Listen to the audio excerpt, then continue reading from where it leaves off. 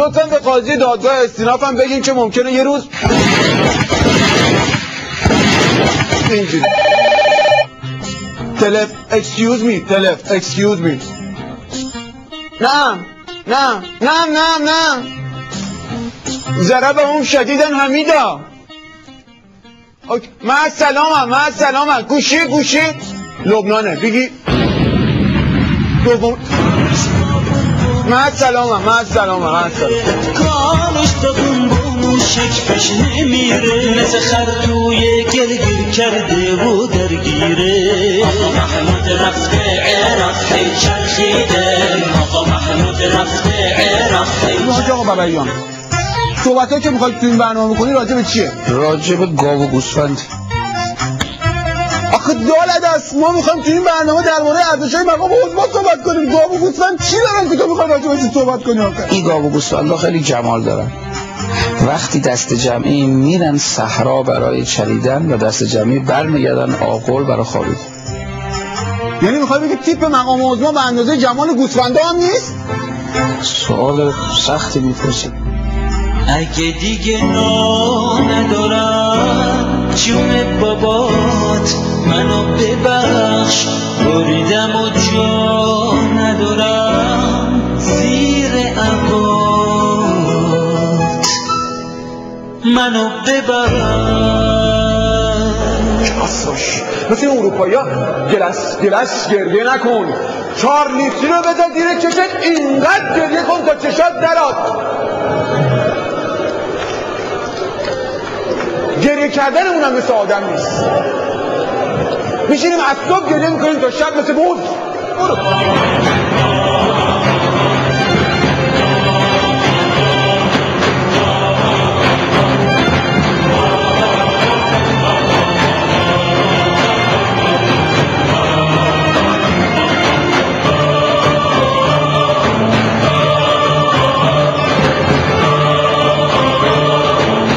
حالا بریم سر درام ترین سکانس تاریخ سینما. میتونید بگید چی رو دارید تمیز میکنید؟ نمیتونم بگم. آج خانم واقعا منم اگه جای تو بودم نمیتونستم بگم. ببین چقدر طبیعی داره گریه میکنه خیزه خالیمون کرد. بابا این جودی پاسلر میمونه این بابا. این آبشار دومولی داره اش میریزه. آقای کارگردان برده بیاره بگی تک الان خیز میشه کل آستان رو میبره آب. گریه نکن خیلی طبیعی گریه میکنی. آج خانم گریه نکن چقدر طبیعی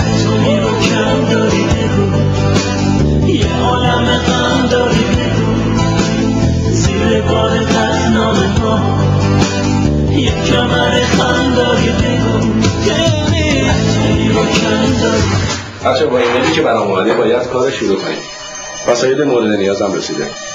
خیلی خوب شد. تماس با برادران وزارت اطلاعات 113 به عهده خواهر من. تو فکر نمی‌کنی من و مادر نگرانت میشیم؟ چه داد می‌کنیم ما داد می‌زنیس؟ انگار 30 کیلومتر با هم فاصله داریم. با برادرای اطلاعات اینجوری صحبت نمی‌کنی. به ما که میرسه خونه رو می‌ذاری رو سرت.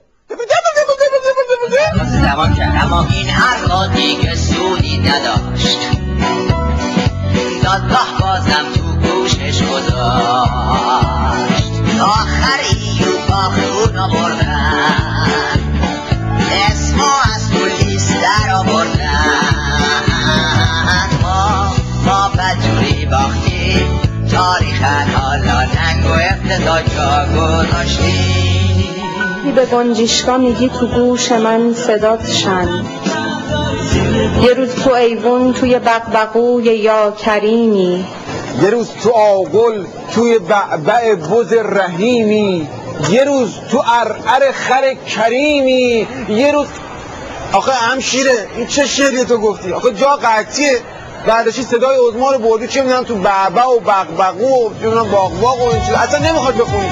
بولریا رفت محمود ایتالیا رفت اون تیپ عجبش هر کسی. بولریا دیگه نری ایتالیا آخه زندگی نمونده دیگه